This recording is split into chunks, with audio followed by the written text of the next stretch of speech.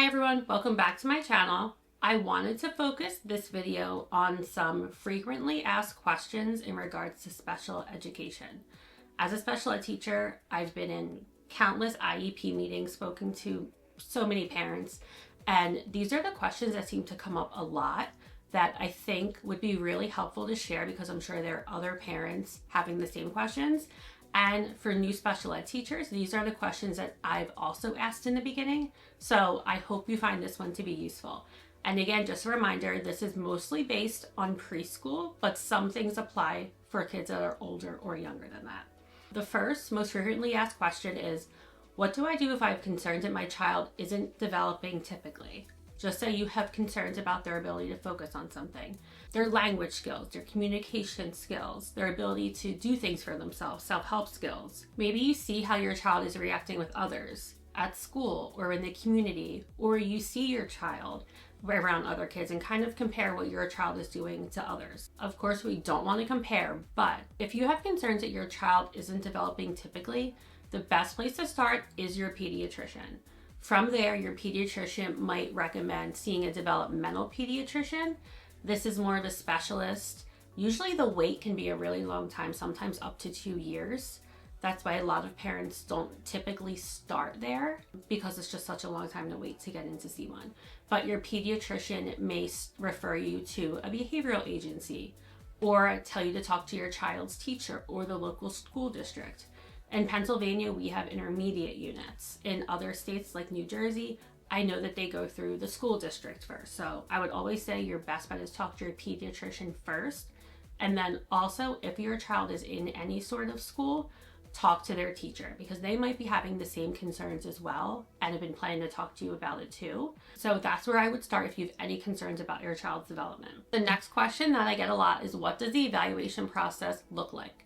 So kids are assessed in 5 developmental areas to see if they're considered delayed or age appropriate. Age appropriate meaning they're exactly where they should be for their age. Delayed means that they may need some help reaching an age appropriate level. So the areas they're assessed in is cognitive skills, communication skills, social emotional skills, physical skills, and this includes fine motor and gross motor, and then adaptive or self-help skills. So a lot of times if your child is in school, the evaluators will come see your child in school if you're going through an intermediate unit. If you're going through the school district, then, of course they would see your child in school because they're there. They'll usually ask for your input as a parent as well, since you're an important part of the IEP team, and we'll get to that point. This will lead to your child either qualifying for an IEP if their scores are delayed or not qualifying. Not qualifying means that you can get your child evaluated later on if you still see concerns, but for now it means that they are where they should be for their age. If your child qualifies for an IEP, what does that look like? So what is an IEP? An IEP is an individualized education program. So it's a very long document and sometimes it can be a little overwhelming. But basically, this is a document showing where your child is now, their present levels of performance, what they're currently doing, their goals, meaning what the team wants to see them working on. Just say counting is a goal that they have. Just say using longer utterances, using more words is a goal that they have. And then also services. So what services they'll be provided in order to help them reach those goals. Those are the 3 main parts of an IEP, but there are other sections and every section is equally important. So the next question is, who is on the IEP team? So you as a parent are a very important member of the IEP team. Also, teachers, maybe a general ed teacher, maybe a special ed teacher, maybe both. If your child qualifies for speech therapy, then a speech language pathologist or speech therapist will be on the team as well. If your child qualifies for occupational therapy, meaning that there were delays in fine motor skills, or self-help and adaptive skills, or sensory concerns, an occupational therapist or OT will be part of the team. A physical therapist will be part of the team if there are concerns with gross motor skills. Things like your child accessing their educational environment safely. Are they able to walk around? Are they able to access all the playground equipment safely without falling? Things like that. If they are delayed in that area, then a PT or physical therapist will be part of the team. Sometimes a behavior analyst is part of the team or a BA, and the service might be behavior support.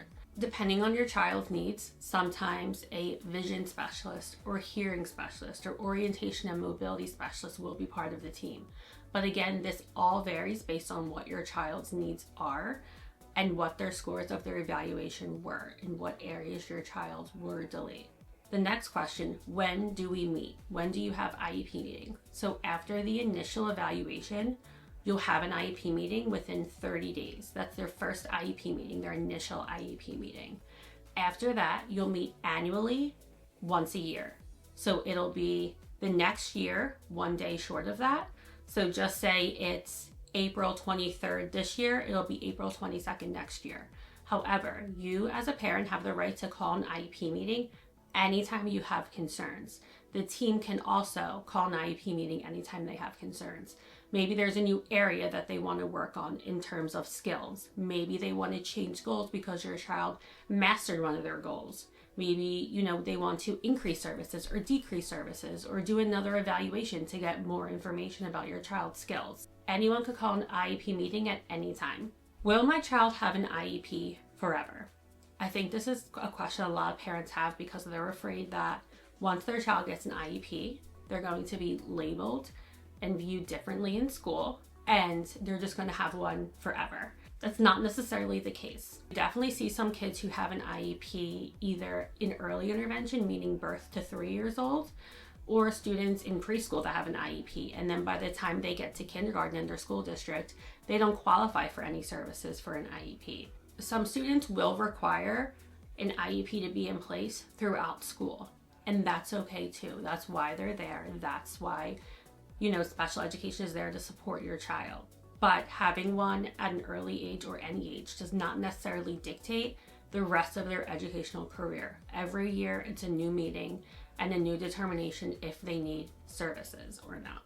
Does having an IEP mean that my child cannot be in a regular classroom? So going along with the last question, I think some parents will see special ed or having an IEP meaning that their child cannot be with other typical kids. I think a long time ago, and thankfully things are changing, a lot of students who had special needs or were seen as different in any way were in their own classroom. So you had classrooms just for students with autism. You had classrooms just for students with Down syndrome. And there was only separation. There was no inclusion with the other kids. And that's definitely changed. The goal of special ed is always inclusion. Now for some kids, that might look like joining just music, art, and lunch with their typical peers. For some kids, it might look like full inclusion. They spend the entire day with all of their typical peers, and maybe they just receive a little bit extra help with some subjects. In preschool, it may look like the specialists are coming into the classroom to provide services, but not there the whole time. It may also look like a self-contained classroom, meaning autistic support, developmental support, things like that. Having an IEP does not automatically mean that your child will be in a fully special ed classroom. Again, this is one of those things that depends on the child. My biggest advice for parents going through the IEP process is just to ask questions. Anytime you have any question about anything, just ask your child's team. We always want to make sure that you feel comfortable with what's going on because you are the most important member of the IEP team. So any questions, just ask, either during the meeting, after the meeting, or before the meeting. Thank you for watching this video about some frequently asked questions in special ed. Please like and subscribe so you can see all future videos. I'll also put some links in the description below showing you my Teacher Pay Teacher store and Etsy page in case you're looking for any resources.